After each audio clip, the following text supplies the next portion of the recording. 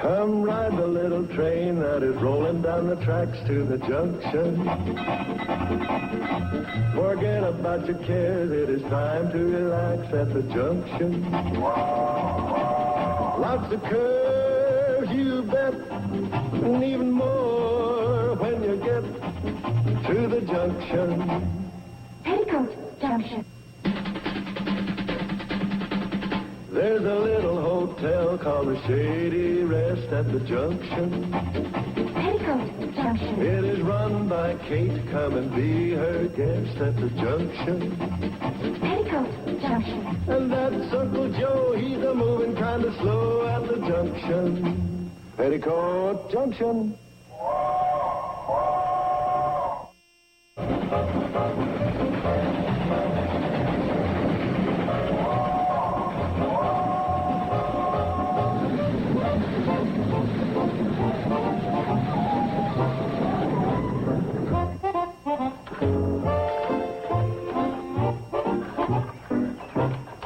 You still don't know what I'm up to, do you? You stick around, you'll find out. I'm one genius that don't mind sharing his knowledge. I'll teach you everything I know. You'll be as smart as any dog around. Oh, you know what I mean. Make yourself useful. Hand me that oil can. Thanks.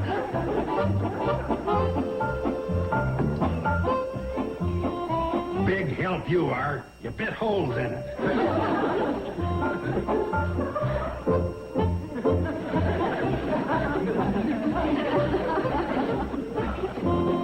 I've been stuck with cheap help before, but you take the cake. Hey, Joe. What's that? It's for Betty Jo. Yeah? Yeah, maybe Betty Jo lost her umbrella in New York and somebody's returning it. It says right on the box, Pixley Florist. That's a funny place to leave an umbrella. Why don't you and him get together, have a meeting of the minds?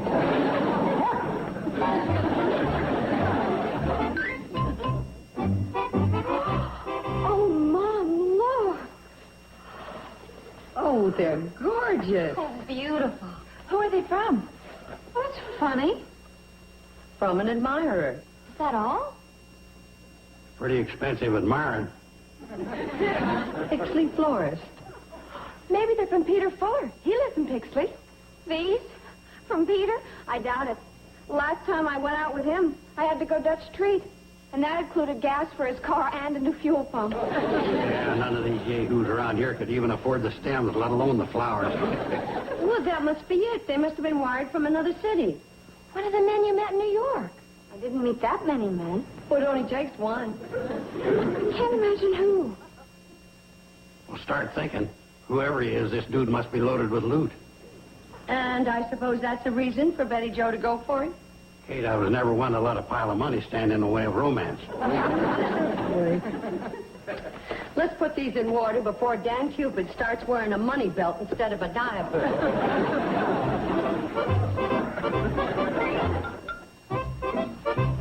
You mean you really don't know who they're from? I haven't the slightest idea. Hi. Hi, Steve. Hello. What are those? Well, offhand, I'd say there were more of those. Anyway, they're for you. For me? Unless you've stopped being Betty Jo Bradley. From an admirer. Well, hey, what are you trying to do, shortstop? Make me jealous? You mean they're not from you? No, I was getting my plane gassed up in Pixley, and somebody asked me to deliver these to the Shady Rest. You mean you don't know who they're from? Well, what she means is it could be any one of a dozen fellas. Mom. I can believe that. Just one thing. Promise me you won't marry any one of those guys until you check with me, okay?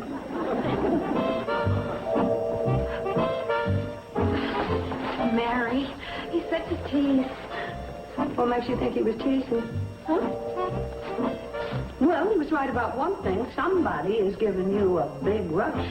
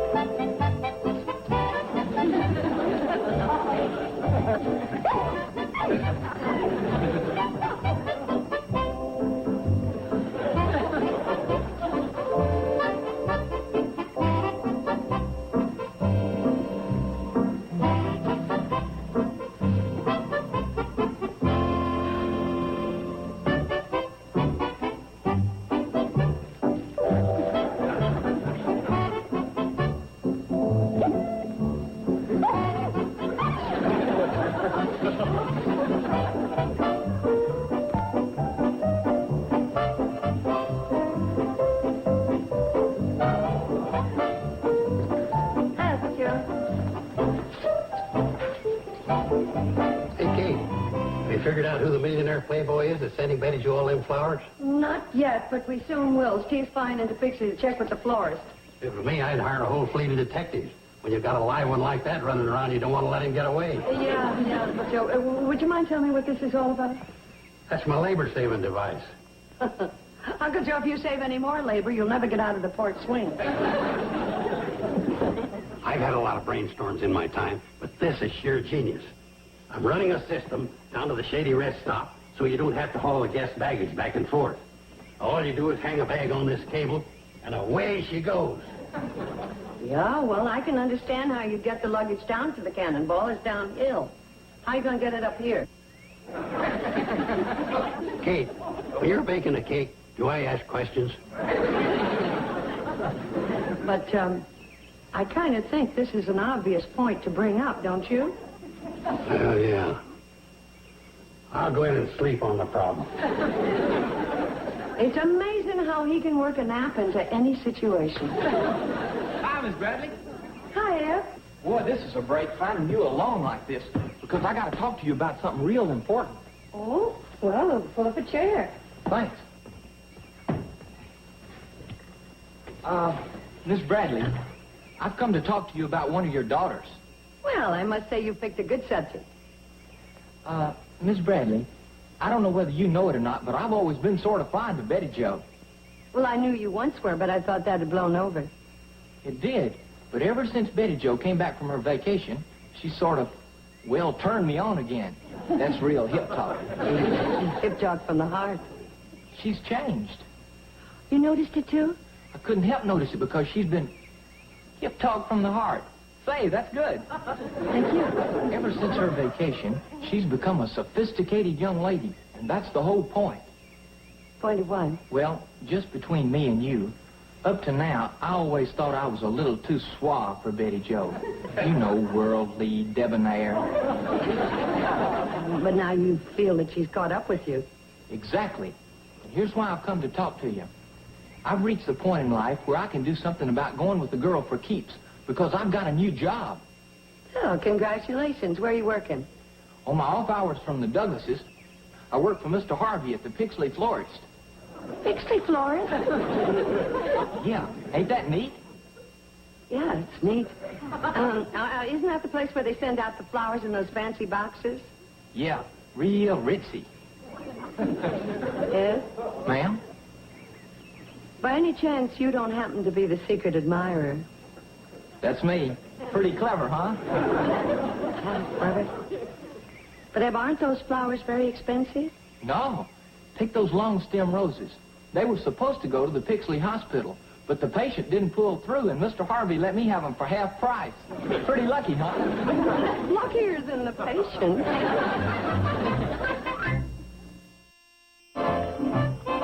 Here's the fellow who took me to the Mets baseball game. Let me see that. What do you think? No, he's not the type that would send a girl flowers. Definitely not. Doesn't have that sensitivity. Okay, so much for you. You're eliminated. Who's he? This is the boy who took me sailing on Lake Placid. Hey, now we're getting someplace. This could be the one. Do you have any more pictures of him? Hello. Hi, Mom. Hi. Here's one where he took me to the Four Seasons. I think he's the one. Definitely the long stem type. Girl. Abby's here. Oh, we said hello. Hiya. Hi. It's gotta be, without a doubt. Eb has a new job. Oh, gee, that's congratulations. Betty Jo, don't you agree we've made a wise choice? It would be pretty exciting if it were. Eb's job is in Pixley. Good for you, Eb. It's close to home. Nice to hear you're getting ahead in the world. Here's another picture of him. And a cinch of it. He's the only one you've got 3 pictures of. Boy, they look even prettier than when I sent them. I'd bet on it. I'm inclined to... What did you say, Eb? I said they look even prettier than when I sent them. You? He's the secret admirer. You mean, them? I knew this had happened, Miss Bradley. She's so overjoyed she's speechless.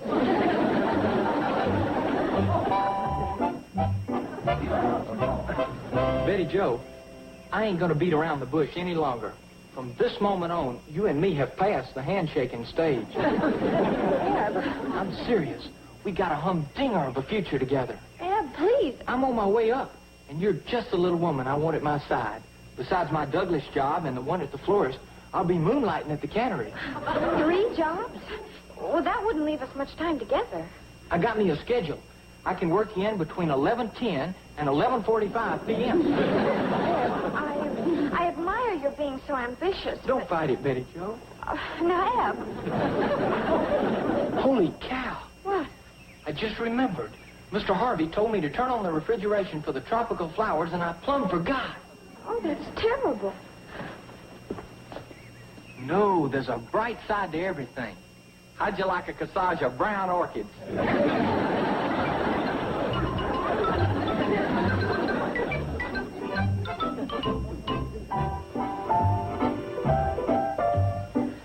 I'm so serious, it frightens me. Well, that's one of the penalties you pay for being a femme fatale. Mom, don't make fun. I don't know what to do. Anything like this ever happened to you? I had my innings. You mean you had fellas interested in you that you weren't particularly interested in? Mm-hmm. You actually had other boyfriends besides Dad? Yes, I did, and don't act so surprised. I'm sorry. It's just that, well, I think of you mostly as... Square. Yes. No, what I mean is, well, back in the olden days... Don't be mad either. Well, the olden days weren't so bad. I used to peek out from under the canvas of the covered wagon and flirt at the boys as we moved westward home. You're making it very difficult for me to communicate. Eb's a nice fellow, and I don't want to hurt him. But how do I let him down easy? Do like I do. I just tell him I have a boyfriend. You mean he's been after you, too? Oh, no. I mean fellas in general. If I don't want a guy hanging around, I just tell him I have a steady. But you haven't got a steady, so I make one up. Mom, did you hear that? Yes, I did. And I don't think she learned that at her mother's knee. But if she wants to keep from hurting Ed, that's the easiest way out. I wonder who I could get to pretend he's my fellow. Anybody. How about Steve? Steve? Oh, no, I wouldn't have enough nerve to ask him to be my boyfriend. No, I couldn't. Okay, you wanted my advice? I gave you my advice. For you, Betty Jo. Oh, no. What is it? It isn't a hamburger to go from Clyde's Root Beer Palace.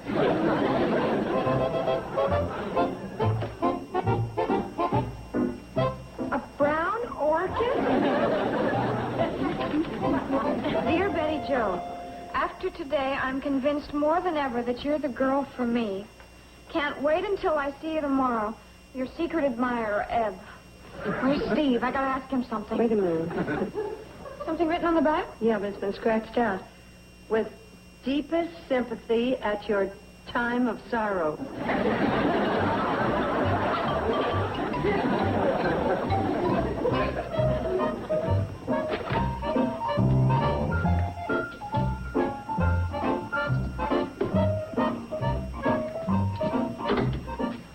Uncle Joe, what are you doing now? Hey, Kate, you know the problem he was worried about? Getting the luggage back up here? Got her all solved. Every time the cannonball comes in, me and Floyd just raise the post at the other end. Well, there comes the cannonball now. Hang around, witness the first trial run. Well, I don't think we'll have much occasion to send empty suitcases down to the cannonball. Unless we have some awful poor guests. Way ahead of you, Kate. I got it all worked out.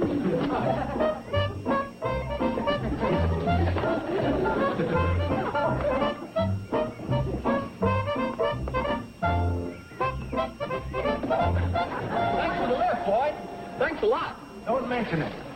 Say, Eb, mind if I ask you something? No, go ahead. How come lately you've been walking around in the daze and sort of glassy-eyed? I'll tell you why, Floyd. Because I'm in love. That's why. Oh? Now, Floyd, can I ask you something? Sure.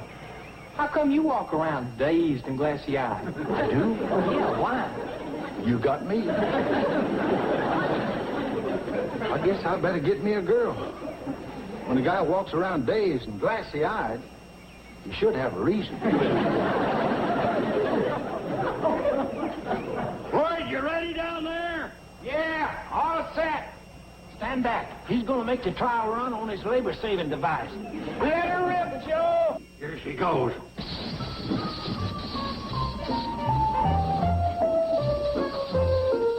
Here she comes.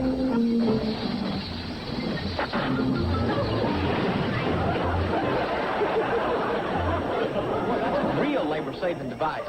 You don't even have to lift the luggage into the baggage car. Sounded like she made it all right. Oh, she made it all right. Now go on down and help Floyd put the cannonball back on the track.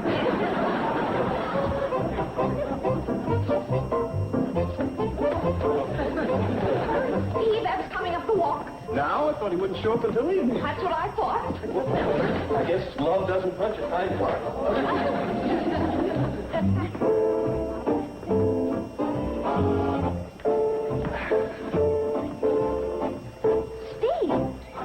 We have to make this pretending look as real as possible. Howdy. Hi, Ev. You know Steve here. Sure. Don't get up.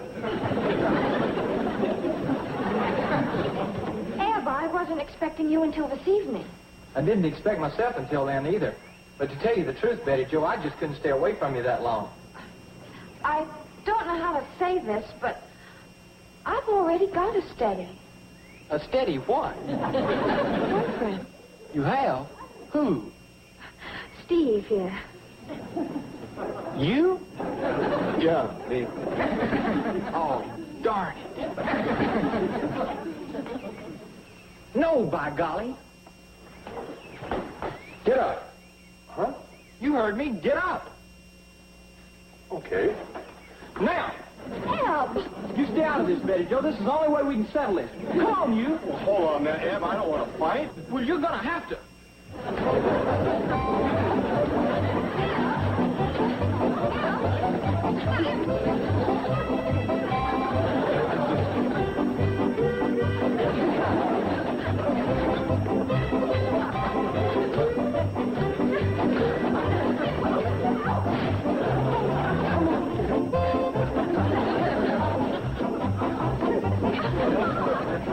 What's going on? What in the world? Mom, you've got to do something, please. Your little plot backfired, huh? All right. What's going on here? Oh, hi, Miss Bradley. We're fighting. F, now you stop it. And with me. But, Miss Bradley. F. Don't forget where we left off.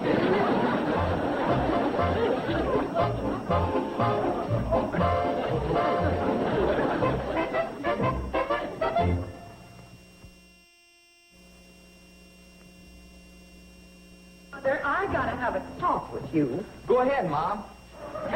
Go ahead, what? Just trying it on for size. It sounds good. Mom. Wait a minute. You're going pretty fast. That's me. Zoom. To the top. Yeah. And that's what worries me about you and Betty Jo. I beg your pardon? Eb, with all her traveling this summer, Betty Jo is still pretty... Oh, she's got a better figure than that. I'm in square. Oh, Now, you take your case. my case. Am I? Oh, no, just the opposite. Yeah? Yeah. And that's the rub, you see. I just can't take the chance of having Betty Jo's heart broken. Oh, I wasn't looking to break her heart. No, of course you weren't. But what if you can't help yourself? What do you mean? Eb, some men are born to hurt. We are. How do we do that? Ambition, mostly. The drive and urge for new goals to conquer. The striving for new peaks. You said it. zoom, to the top. That's where I'm headed, all right. That's bad? Well, let's just consider. First it was the Douglases, but that wasn't enough for you. Then it was on to Hooterville and Sam Drucker's store. And now it's Pixley and the Pixley florist. Do you really think you're going to stop there? Oh, no. Of course not. If I don't miss my guess, it's on to Crabwell Corners. That's my next stop, all right. And what's at Crabwell Corners? A pretty fast crowd. Yeah. They got a bowling alley there, stays open till 11 o'clock. That don't faze me. Well, of course not. Because you're a man on the move. Next it'll be Riverdale, Cedar Rapids, Omaha, Indianapolis. Yeah. Betty Jo doesn't like Indianapolis. Betty Jo won't like any of it. Regardless of the fact that you think you see a change in her, she just isn't ready for your life. You mean she's reached her peak? Let's just say he travels fastest who travels alone. Golly. Excuse me, Miss Bradley. Oh, sorry. I gotta get things straight with Betty Jo before she gets her hopes all built up. It was a good cause. It's okay, kid. You're safe.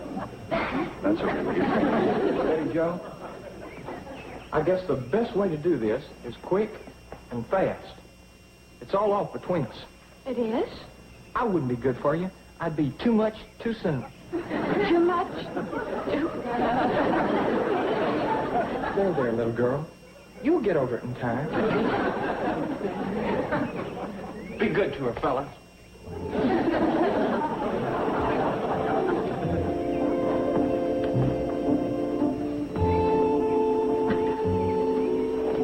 Steve? Well, Eb might look back and we have to pretend, you know. Oh, Steve, Eb's way down the path.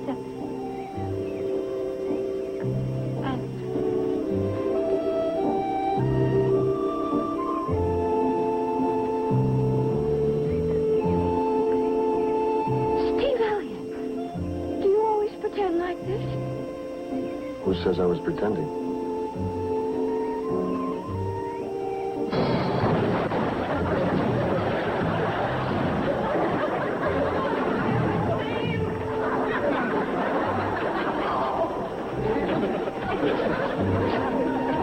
I'd have known.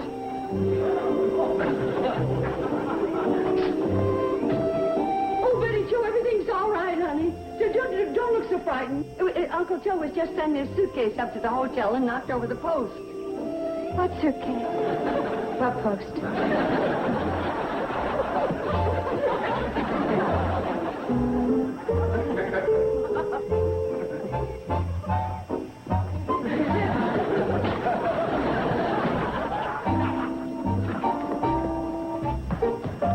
Kate, don't be sure about what happened out there. I gotta iron out a few more bugs.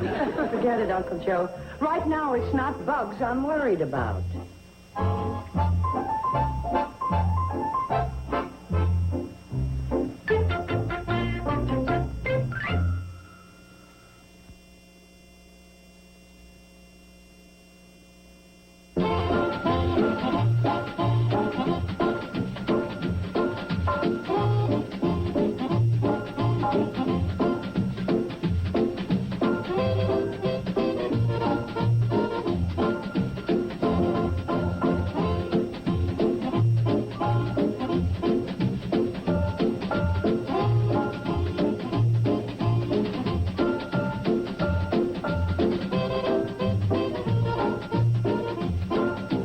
Petticoat Junction.